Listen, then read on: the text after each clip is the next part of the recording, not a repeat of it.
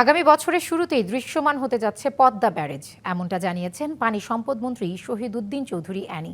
বিকেলে গঙ্গার পানি বন্টন চুক্তি নবায়ন বিষয়ক এক সেমিনারে তিনি বলেন, গঙ্গার পানি বন্টন চুক্তিকে গুরুত্ব দিয়ে দেখছে প্রধানমন্ত্রী তারেক রহমান।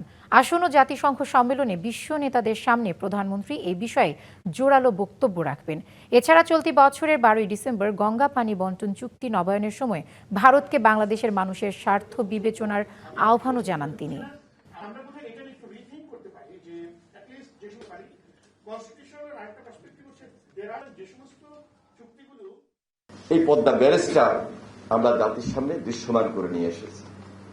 আমরা আশা করছি আগামী বছরের জানুয়ারি ও ফেব্রুয়ারি আমাদের এই কাজটা আমরা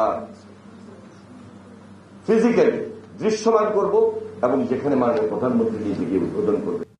নগদ নিয়ে এলো হার না মানা হার অফার। সর্বনিম্ন 10,000 টাকা রেমিটেন্স নগদে পাঠালে থাকছে স্বর্ণের হার জেতার সুযোগ।